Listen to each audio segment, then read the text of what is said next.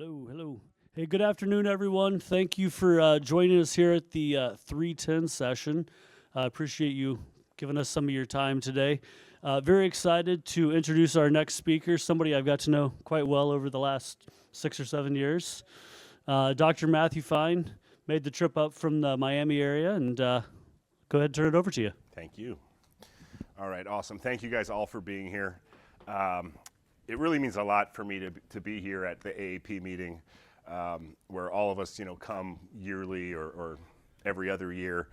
I cannot tell you how much having, contemporaries that you can share cases with, and that you can see what types of cases, other people are doing in their offices, how much you learn from that. It gives you some confidence when you do things similarly, which when I was watching Brad's presentation, I felt that a lot where, okay, I feel feel comfortable because I know we're doing things the same way, right? That always makes you feel good.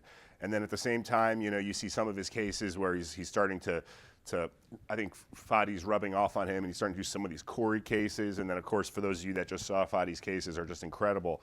I mean, it's really very inspirational. So I'm definitely honored to be here with these four. You guys will see Dr. Hyde later.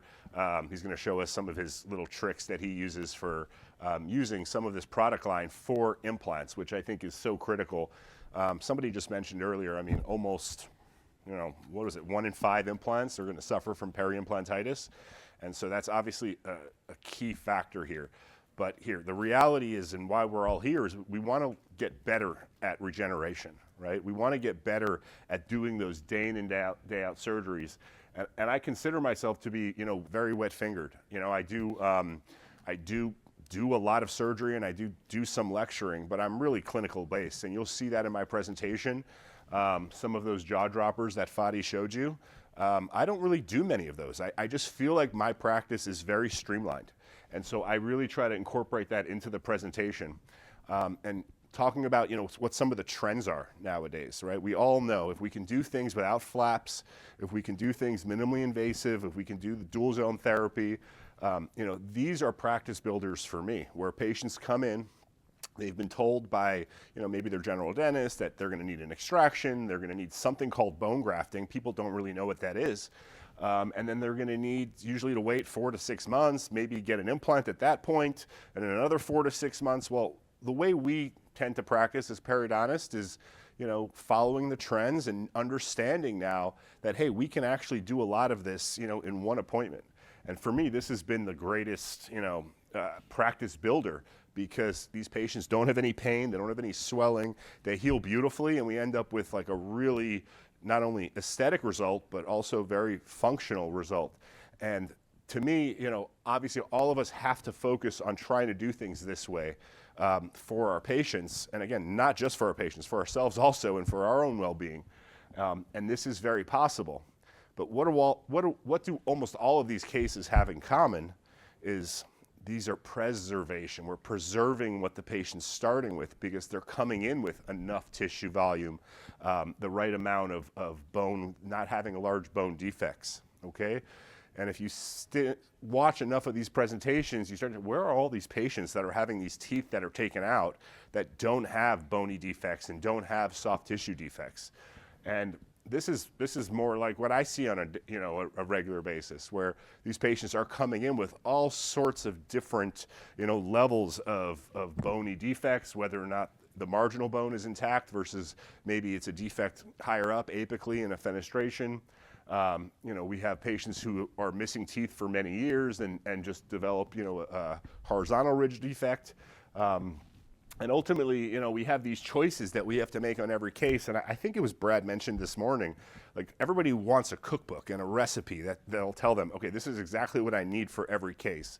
But the reality is, all of us are going to follow the same biologic principles, but we also have certain little techniques. I mean, I can't tell you, I probably learned 4 or 5 things from each of them that even though I've been using this material for a long time and we've been practicing for almost the exact same amount of time, things that I never thought of, right? So everybody has their own little techniques that they use, and I'll show you like sort of my recipe, but of course you can't follow, every recipe. I always say this is more like baking than it is cooking, right? Cooking, you have a little bit more leeway. When you're baking, you got to follow a specific recipe. So I think you got to keep that in mind. And really another trend, we're trying to get away from primary closure for sockets. And it's really tough. And if you look at the IFU for all the collagen membranes, if we're going to be using a collagen membrane to get preservation or even to regenerate, we're always sort of taught that we need primary closure. And if you look at all the IFUs for all the collagen membranes, they're not approved to be left exposed. So what happens is when a patient comes in, and especially if they have a history of perio and advanced bone loss, I start to focus mainly on the bone grafting. And if we are following those past principles that we know we need, that primary closure, and we advance the soft tissue, what ends up happening? Right? Now we're stuck in a situation where, great, we don't have a bone defect anymore, but now we have quite a big soft tissue defect. And we can fix this a number of ways. We can do a free gingival graft. In this case, I did what's called a modified roll technique, where I'm just using soft tissue that's on the palate and pushing that to the buccal. But I think a real trend is to try to get away from that, okay? And I can show you how we've been doing that to the best of my ability. And I was pretty blown away because I've been using BioExclude now maybe 10, 11 years. And I'll tell you how I started using it. The first time I saw it, I just took over for a buddy of mine who was a practicing periodontist. He's from DC, but he was living in Miami. His wife was in medical school. And he called me up and he said, hey, I'm leaving this office. It's a great office. You can take over for me. So I said, okay, great. Give me the information. Started working there. And I remember the first day I was there was like 3 uncoveries on the schedule, okay, which I was not too pleased with. I'm not really getting paid to do these uncoveries. And every one of them I opened up, and there was just bone over the implants. And it's not that you never see that, right? You see that a lot, especially if the implants are placed subcrestal. But he was placing the implants right at the level of the bone, but every implant had bone over the top. And this wasn't like particulate that you could just kind of scrape away. I mean, I had to get out of high speed, okay? So I went and looked at the chart, and in every case, he was using the same material. It was this BioExclude, which I had never heard of. So back then, there really wasn't that much research on it. This was probably 2010, 2012. But I went ahead this weekend and looked last weekend when I was working on this, and I pulled some numbers, and it's pretty incredible how popular this is now. And just in the number of research publications that are now currently available on this type of material. And I'll tell you, it works because every company has come out in the last 2 or 3 years with their version of amnion chorion. This has research dating back from 2010 though, this material. So any company can say, oh, they're using amnion chorion, but all of my cases, all of Brad's cases, all of Fadi's and all of Dr. Hyde's cases, they're all with this material because this is the one that's tried and true we've been using, and there's a lot of advantages to it. So first and foremost, like I mentioned, straightforward cases, probably the most common way that we all use this, because these are the most common cases that we all see, are these socket grafting cases. Whether or not there's a buccal plate defect or not, if I can leave things exposed, and you can see these cases at 7 to 10 days and that graft is still in place, it's doing what it's supposed to do, and we haven't moved the mucogingival junction. Very atraumatic surgery, or I shouldn't even call it a surgery, it's barely a surgery. But the goal now is this beautiful keratinized tissue that fills in over the extraction site. So a great proof of principle case. By the way, just remember this, that there is actually an immediate implant placed under there, and you can see that implant's completely covered, okay? So this is just something that we see day in and day out with this material. And why is it happening? Well, what are we doing here? We're using a material, it's placental tissue. And so there's so many growth factors, over 250 growth factors in this material that's providing us with all of these proteins and chemical signals that are telling the body, hey, we need to heal, we need to grow bone. And that's pretty incredible. It's basically composed of the amnion and the chorion tissue. And that's really beneficial as well because the amnion sort of provides more of the barrier, but then you have the chorion, which has a lot of the growth factors. And when you put that together, it really provides this incredible environment for us to be able to not only regenerate bone, but also prevent infection. And there's been some studies on this that have showed that the antibiotic properties of this, the antibacterial properties, are as strong as tetracycline. There's some new studies that have just come out that I just discovered in the last couple of weeks preparing for this that have tested again. How is it being antibacterial? What are the actual processes that are occurring? And while it's very hard for them to identify, one thing that they noticed specifically is that this material, it's a delayed release, right? Because it's not like you're using PRF that's just kind of like just going, like, right, it's going to be gone in a couple of days. This will hang around, and it's incorporated into the material itself, these antibacterial properties. And so you end up getting more of a slow release. And so it really is so beneficial in cases that are, patients are already coming in with infection.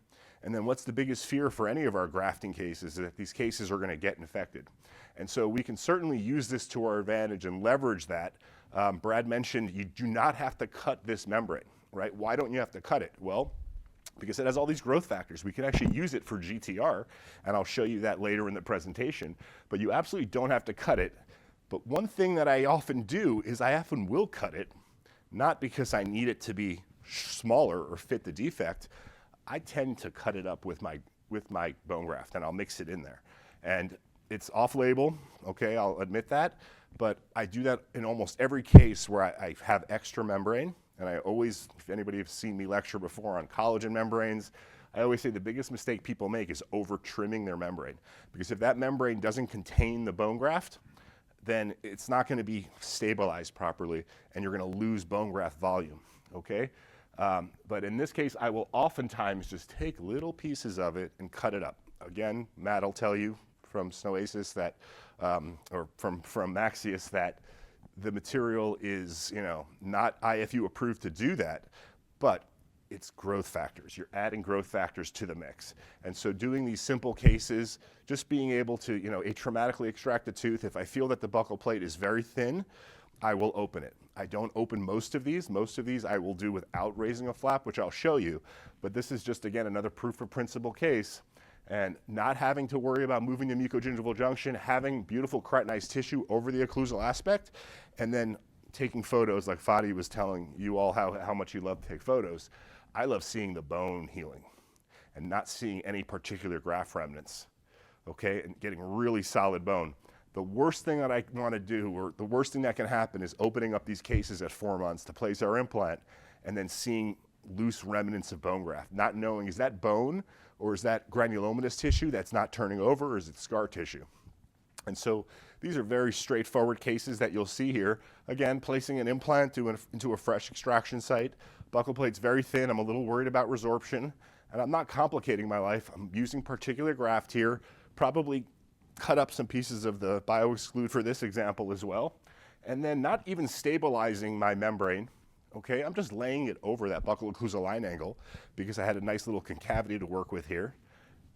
And look at the healing, bone over our implant, okay? So this is what I want in all of my cases, whether that they're simple or they're complex. So I started with some simple cases, but not every case, I can use the same formula, the same cookbook, like I mentioned. I am a big fan of incorporating BioExclude as a membrane over a collagen membrane. So a lot of my cases, sure, I feel very comfortable, like the ones I just showed you, using the BioExclude alone.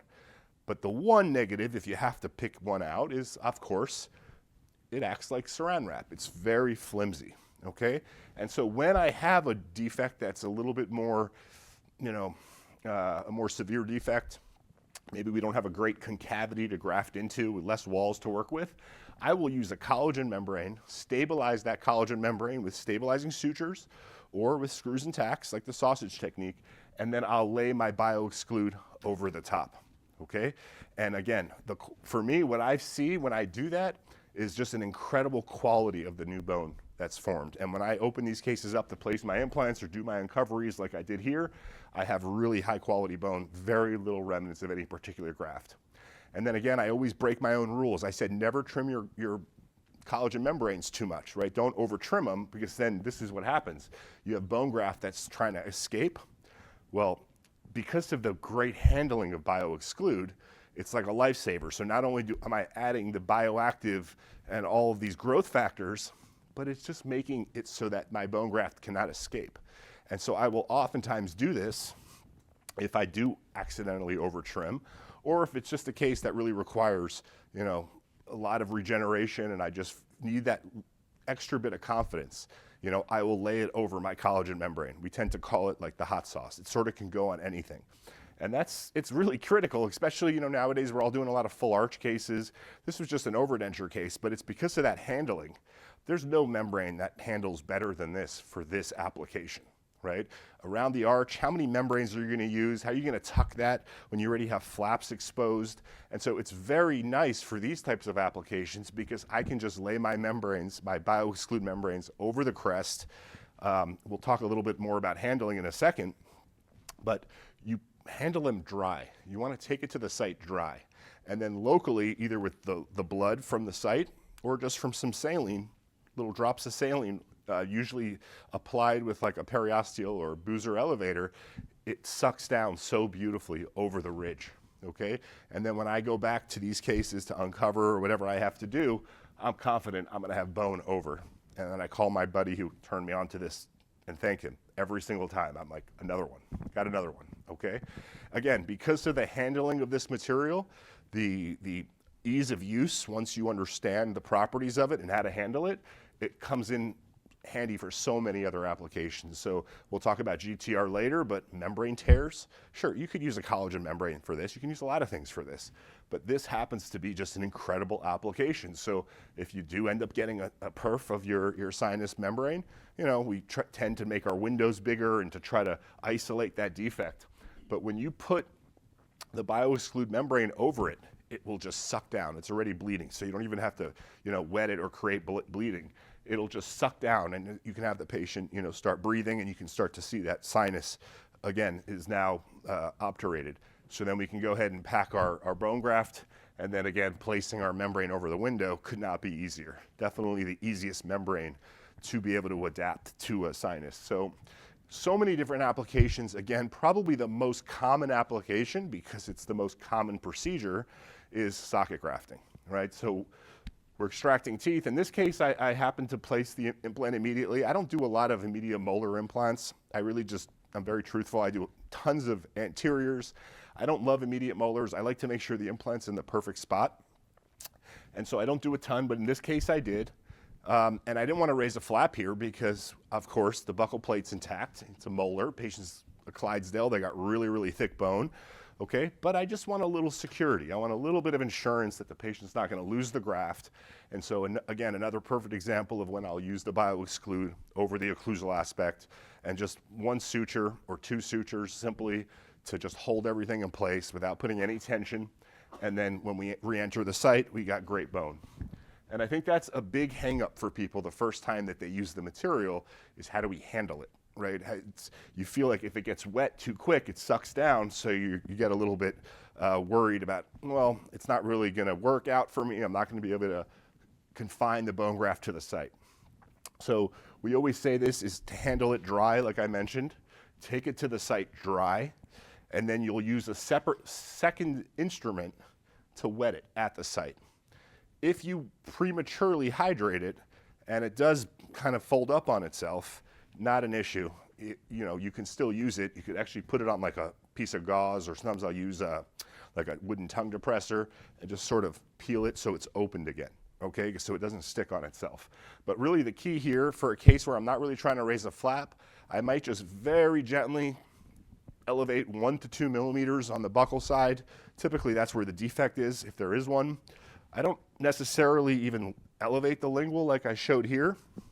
But the point is I'm just taking it to the site dry, and then I'm using a periosteal elevator that's been dipped in saline and just adapting that, okay?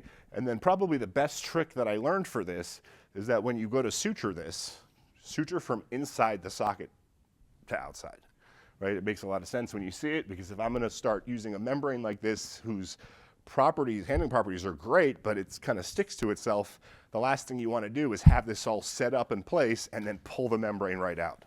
So just go from inside to outside. You can do multiple single sutures. You could do, what I do, I like to call it like a cross mattress, where I'm basically just doing like a figure 8 suture, okay?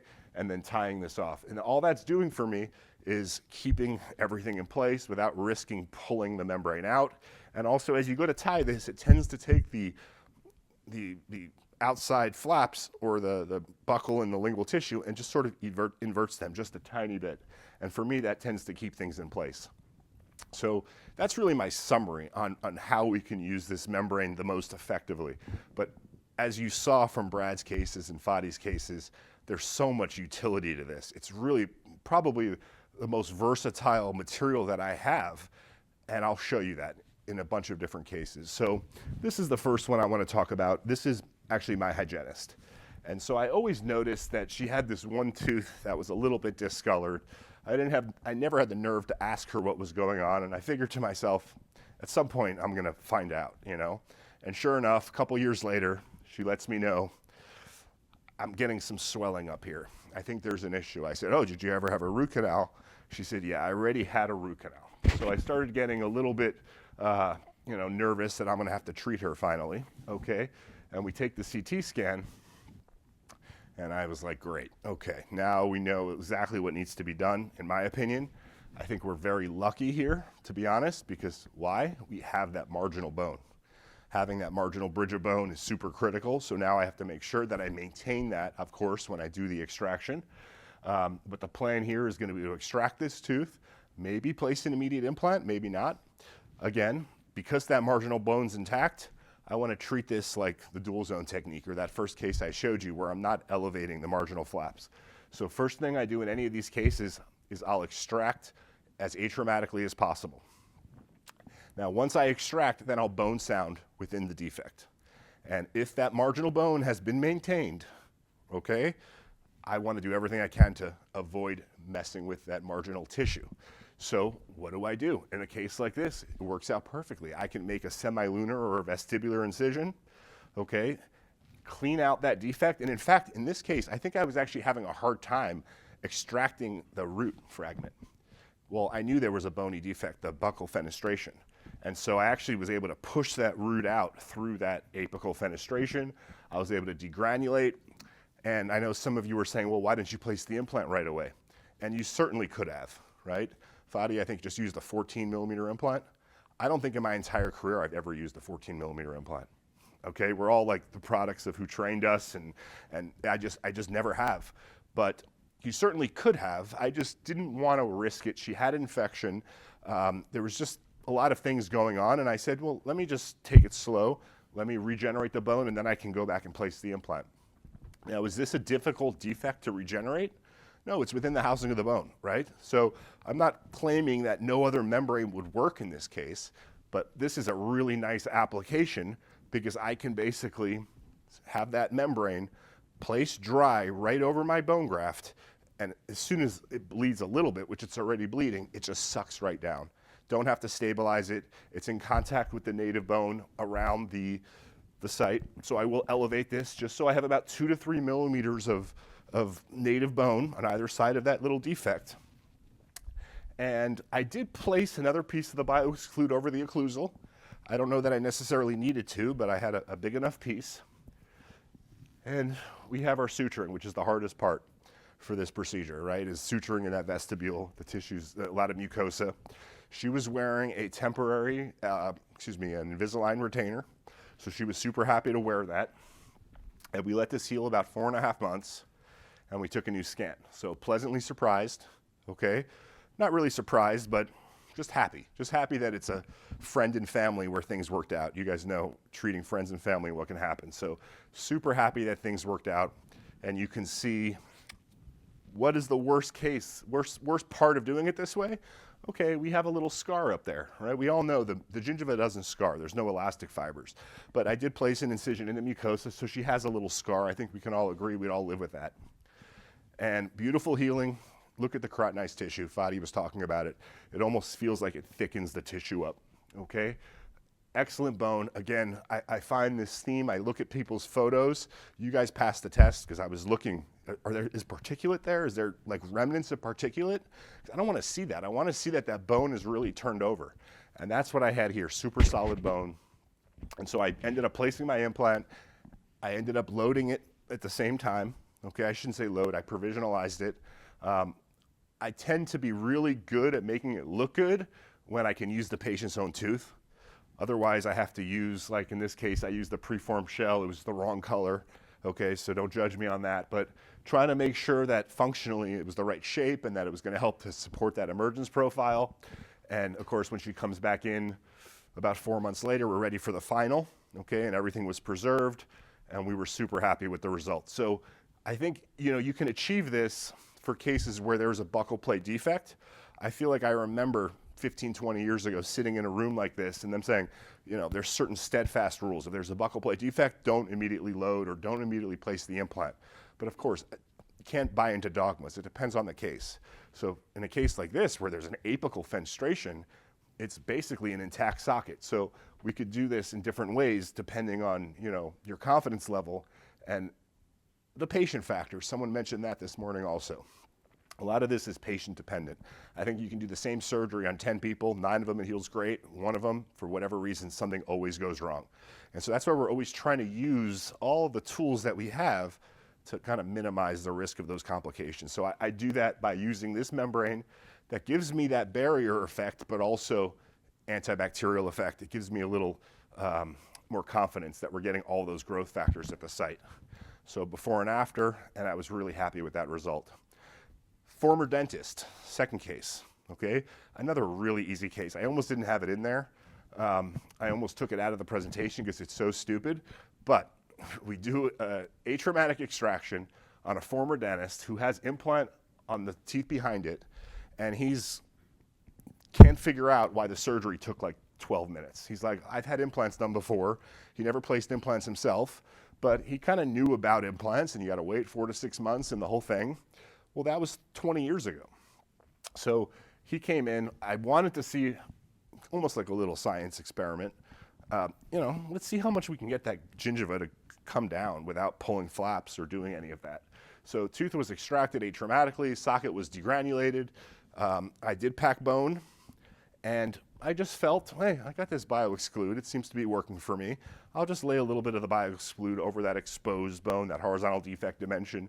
Is it necessary? Probably not. I've done this thousands of times without adding that little membrane, but just showing you that I did use it in this case.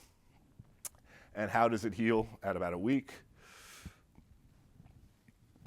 I know it's a week or less than a week because the sutures that I use have a dye, so they haven't lost their color. But pretty incredible when you look at the before and the after of where that gingival margin was on that tooth number 12. Just by not over-surgerizing, letting the body do what it wants to do, which is to heal, and letting that soft tissue migrate to the healing abutment, as opposed to trying to pull it closed, and then, of course, risking so much bone loss, so much tissue loss, because we're cutting blood supply. So this is really letting the body do what it wants to do. All right, here's another interesting one, case number 3. So she comes in, and she had 2 chief complaints. First one, of course, was this tooth. But she told me she had that implant, number 7, placed a couple years earlier, and she didn't like how short it was, okay? So this really relates to what Fadi was saying. You got to think of the big picture, right? And so I know tooth number 10 is fractured. It has to come out. This is an old crown that's leaking, so you have this really edematous appearance of the soft tissue, almost like a linear gingival erythema. And where is that, cervical aspect of that tooth? Where are we going to end up, right? And really, the patient's chief complaint, she's a beautiful girl. She's got a high smile line, okay? Ultra high smile line, excess gingival display, but beautiful girl, beautiful personality. She's happily married. She's not looking to be a supermodel, okay? She just doesn't want it to be a distraction, right? So what is the first thing you guys think when you see tooth number 7, old implant, too short? Question? Fadi, I know you know the answer. How deep is the implant? Is the implant deep enough, right? And so in this case, I actually said, hold on, let's wait on number 10 just for a minute, and let me see if I can improve on 7. So all I did was take off her crown. I added emergence profile to number 7, let it heal a couple of weeks, and sure enough, we were able to get that crown a little bit longer, which then I took a little sigh of relief because she had already had a higher gingival margin on number 10, and so it gave me a little bit more leeway, okay? But that was number 7. And you can see before and after, and just by using a different abutment and just having that emergence profile, having that soft tissue trained, okay, it allowed me to make that much healthier. So now she's ready to do number 10. Do it the same way I just told you, extracting the tooth, one thing. It is very hard for all of that inflammation and that edematous, appearance to go away on its own, granulation tissue, whatever you want to call it. And even in cases like this, if you just extract the tooth and clean it, in my experience, even if you just clean it mechanically, you're still going to have appearance of that. So I was trained in using the LANAP a couple years ago. It's definitely been a game changer for my practice. But little things like this, where I say, wait a second, I have this laser. I know it'll kill the bacteria. And so prior to placing my bone graft, placing my implant, or even the membrane, I did use it around that site, all right, just to try to get rid of any remnants of bacteria that I couldn't get to. Placed my implant, and then again, I used a little bit of BioExclude just over that horizontal defect dimension, and I did temporary load this one. Okay, so what is that BioExclude actually doing for me? If there's not really a buccal plate defect, again, antibacterial, and it's releasing growth factors, okay? And so this was the temp. Again, in this one, I think I used her own crown. You could see we still have, the appearance of some of that edematous tissue. I didn't want to just start removing excess tissue and then end up having, a lot of recession and having a much longer crown. So I was pretty conservative with it. And to be honest, I thought I was going to have to go back and do it again. Well, this patient never came back. She came back. She went back to her dentist. She was so happy with the crown on the other side, but she came back to me only about a year later to show me. And so I got the post-op. So, in a world where there's so many things that can go wrong, I really didn't have any doubts because I knew I got great stability, and I knew that I was using, a technique that is very predictable if the walls are intact. The biggest question for me was there going to be that inflammation or like a gingival erythema, or was it all going to shrink? So clearly she did very, very well here. And again, just using BioExclude, again, it's like the hot sauce. You can kind of use it with everything, okay? And so that's really what I wanted to show you with this case. All right, larger defects. So I just told you how important it is for us to have that marginal bone intact, okay? This is like a sinus lift. Look at this defect. So huge, huge fenestration. And I love doing things flapless. It's great, but it's not the reality. The reality is for me to try to clean this defect, it'd be nearly impossible. I don't think I have a spoon that has an angled, arm that's long enough to get up there, okay? So I don't have a problem raising flaps when I need to. And in this case, I even placed a mesial vertical release instead of a distal because I need to get access. And it's very difficult for me to suture back here in many cases. So I just placed one vertical. I got above the defect. It's very important to me is to isolate the defect and then to degranulate it as much as possible, or more than possible, right? Completely degranulate it so all I can feel is bone. And I'll ask the question again, is this a difficult defect to treat? No, right? Because it's completely within the housing of the bone. I needed a large volume of bone to treat it, but very, very predictable. Could you use other collagen membranes here? Sure, why not? Any drapable sort of membrane would work. But why would I use a membrane that doesn't have bioactive properties if there's one available? Why would I use a membrane that doesn't have antibacterial properties if there's one available? So again, this works amazing in cases like this where the marginal bone is intact. And I was very careful not to lose that marginal bone as I was extracting the tooth. But then we just made this little video just to show you when you place this at the site and it's dry, it has the smallest amount of memory. But once you wet it, and we want to wet this at the site, you can see how well it sucks down. And the marginal plate, that marginal plate of bone that's still intact is actually holding the bone for me. So I don't have to worry about stabilizing sutures or anything. And now just because I pulled it open or opened it up to be able to degranulate and to get access to the defect doesn't mean that I'm going to fight for primary closure. I'm going to leave it exposed for the same reasons that Brad and Fadi mentioned. Soft tissue will granulate in over it, okay?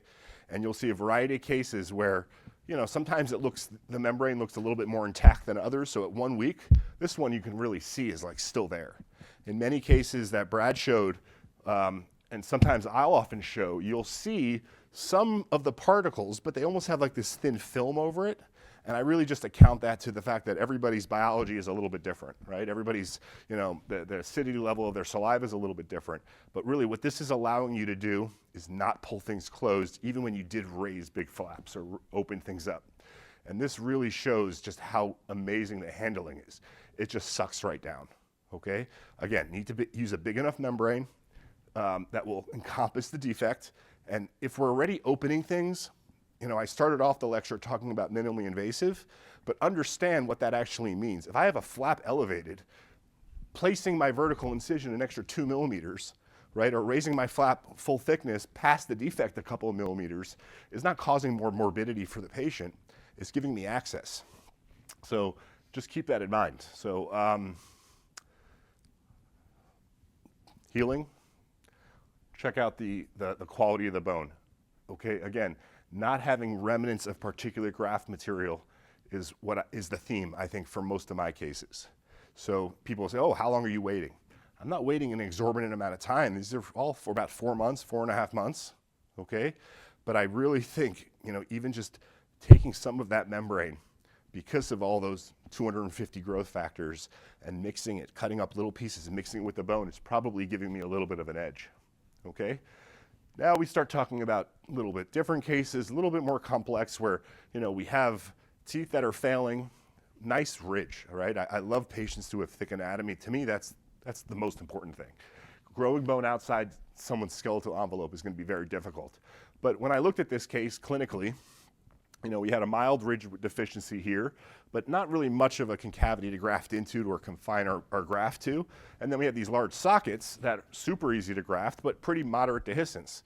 So just to show you my thought process, a lot of these, I will use collagen membranes for the areas where I don't feel like I have something to support the graft.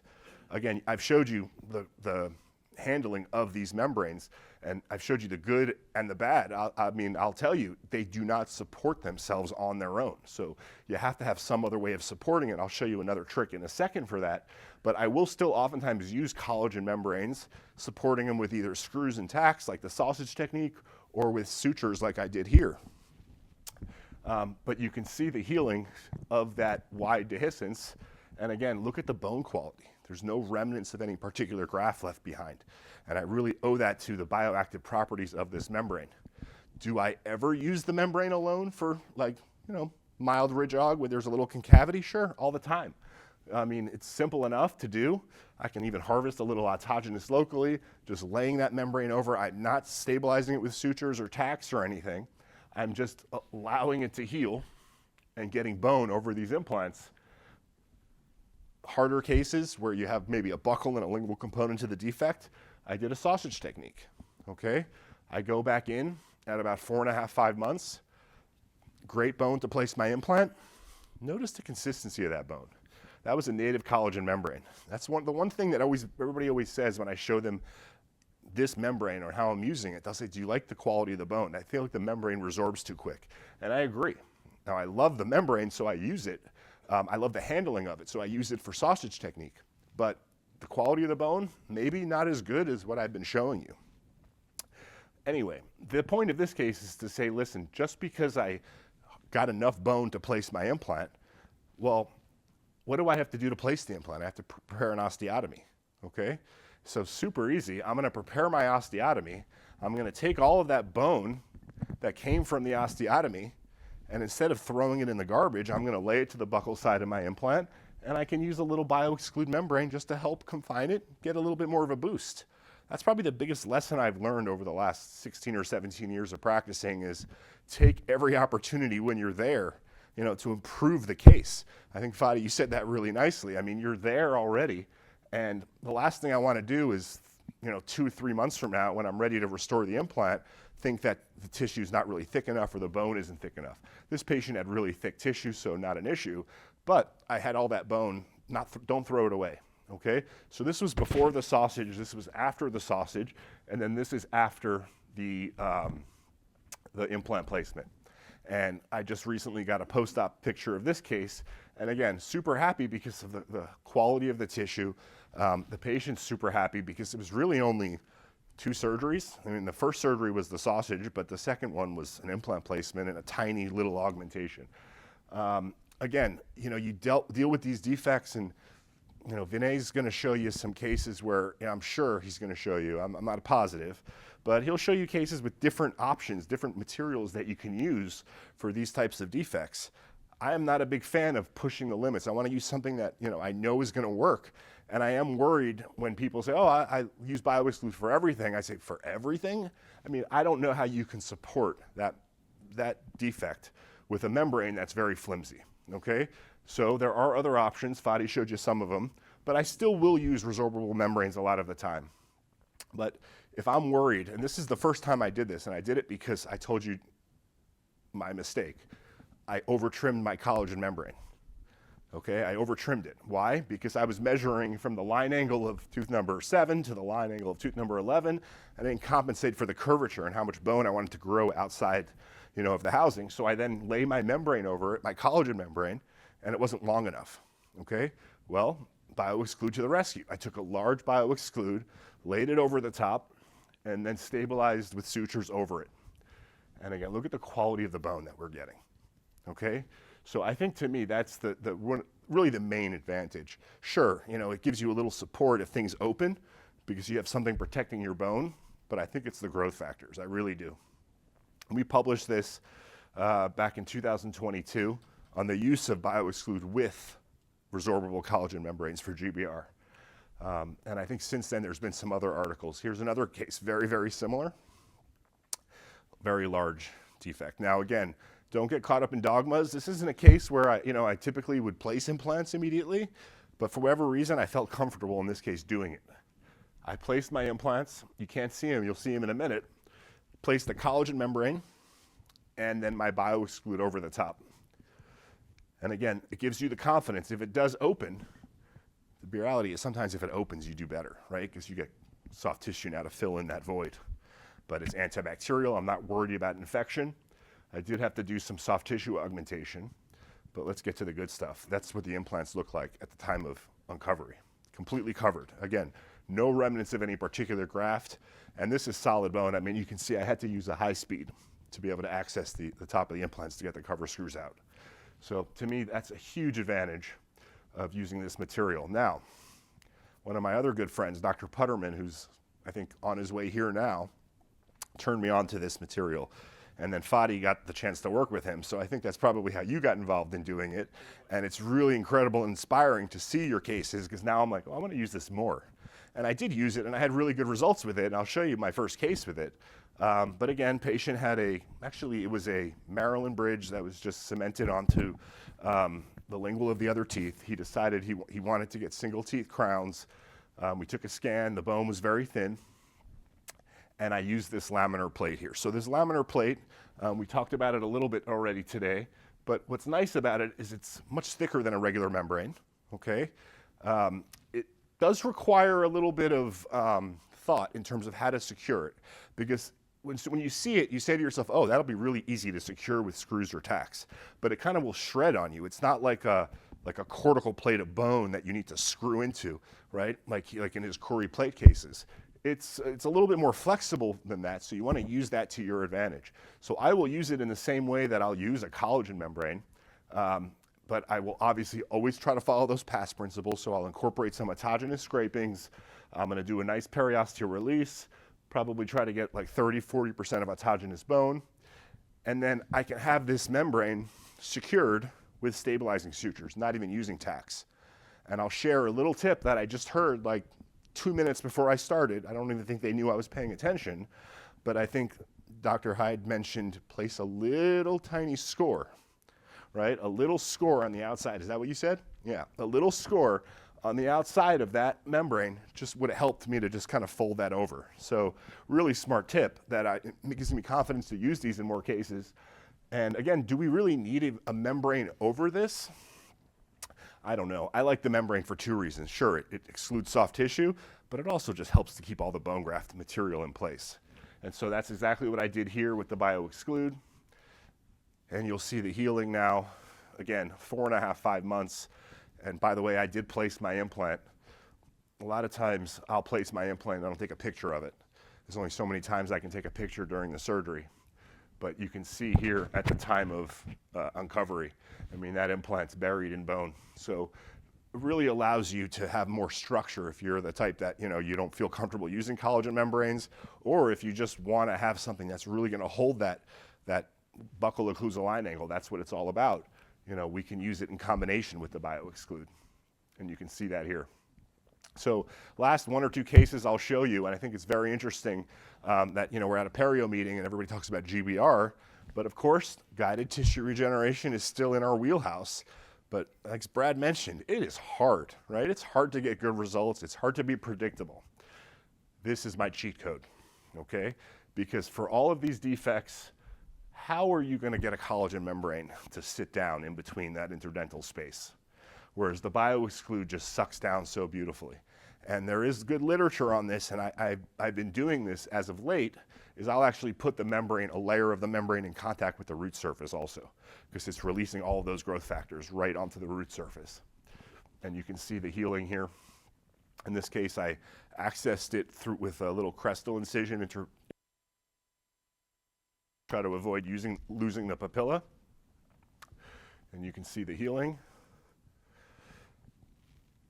Okay, so these patients do quite well. GTR is never a guarantee, right? To me, it's one of the more difficult procedures we do, and I tend to shy away from it quite a bit, especially now that I have other tools like the laser and other tools that we can use. But every once in a while, you get a young patient in, and the last thing I want to do is condemn her teeth when she's so young. She was in her 30s. Also, I think it was like an LJP case. In this case, I don't know if you guys can see because it's very far away, but this is like a 3-year post-op radiograph, okay? And there's no way I'm getting a collagen membrane and having any success in this case. How am I gonna get that membrane to go in between those interdental spaces? But with the BioExclude, you're able to do that. And the last case, because I think I ran a little bit long, another GTR case where the patient had a pathologic lesion, but this patient didn't come in soon enough. Now we have this really large buccal plate defect. You can't see it here, but there is a lingual plate of bone, thank God. And I said, you know what, I got this tool, let me try to use it. And I remember placing the BioExclude over my bone graft and being like, this is not gonna stay there on its own. There was no walls, right? So what I ended up doing was the same trick I had told you for my GBR cases.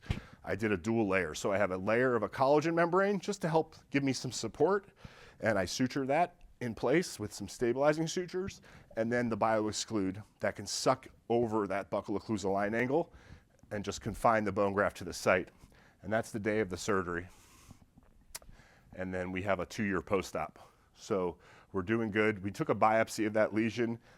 I can't remember off the top of my head what it was, but it was something that was very highly rate of recurrence. So we're seeing the patient every like 6 months and taking an x-ray and making sure it doesn't recur. So a lot of benefits to this, and I think the one thing that we didn't really cover much, Brad maybe covered it very briefly, is periimplantitis. So you're going to see a lot about that next, which is probably the most important thing, right? How we can leverage this material, not just to grow bone, but to prevent us from losing bone. And I think that's super key. So thank you guys all for coming. I appreciate it. Any questions, I'm happy to answer. Yes, sir.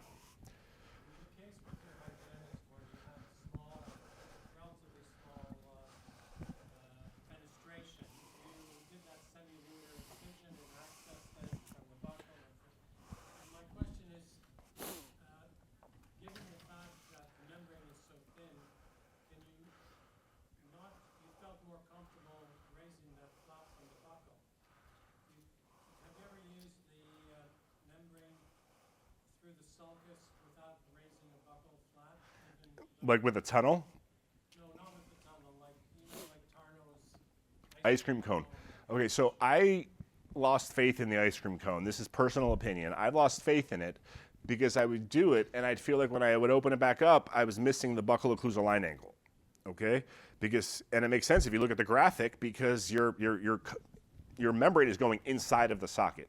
So I will, most of the time, if I have a buccal plate dehiscence, not a fenestration, if I have a dehiscence, and that case, to me, it's an indication to use a membrane, I will use a tunneling spoon, and I'll tunnel, and then I'll tuck my membrane in, and that way I have more, and I will pack to the buccal occlusal line angle, overpack that buccal occlusal line angle. But that is a great question, because can you do that with this membrane? The answer is yes, but it is more difficult because you have to be able to get it in. So here's the trick. The trick is, again, the gentleman sitting right next to you taught me this, so I'm going to say it. When someone has cancer and you remove half the tumor, it's not being conservative. So to me, if I'm raising a flap or if I'm doing a tunnel prep, I want to prep laterally enough and apically enough so that when I take my membrane and start putting it in, it can sit in there, right? So you have to know when being conservative and when not being conservative. If you're raising a flap already, then raise it enough, right? But it is key that if you try to just create a little tunnel and then like stuff the membrane in, because it is so flimsy, it gets wet with blood really quickly, it tends to fold over on itself, not ideal. Okay, in that case, I kind of just like pack it in there and then get another membrane and try to do it again. Could you do the ice cream cone technique with this membrane? Yeah, absolutely. To me, that's not my go-to method, because if I'm grafting it, I want to make sure I'm really packing bone into that buccal occlusal line angle. But I didn't show any of those cases, so I'm glad you brought that up. You can certainly tunnel. Just make sure you're tunneling laterally and apically enough. Any other questions? Yes, ma'am. Oh yeah. Here, it's kind of hard. Go on Instagram. That's right. That's what I tell everybody. Go on Instagram. I can actually show you if you want. But basically, the key is to get primary closure for any GBR, right? We're doing a periosteal releasing incision. So we're doing a buccal periosteal releasing incision. So now if you're looking at the internal of the buccal flap, you basically have two flaps in one. Everything apical to your incision, that is basically attached to the bone, right? So we can just bite that. We just basically put a suture through that and do a horizontal mattress on the palatal.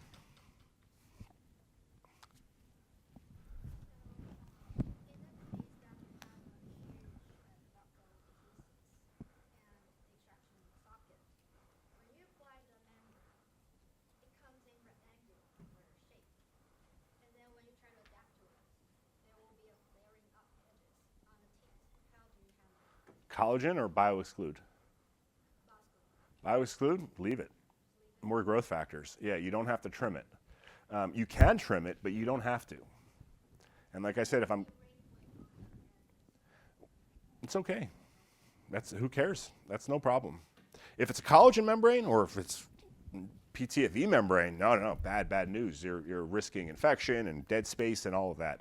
But this membrane sucks down. So it's the handling that I love about it. Or maybe the handling is the bonus. Maybe what I love is the growth factors and the antibacterial properties of it. But it's very versatile because of that. And again, the key is sometimes when that happens, I can add a little bit more bone too. If you add more bone, then the membrane gets a little bit more taut. I do know that there are some studies though, tissue grafting, root coverage, and using the bioexclude against the root surface. So there's absolutely no issue with this membrane being in contact with the root surface. Thank you guys. Thank you guys for coming. I was nervous when we started and we had like 5 people, so.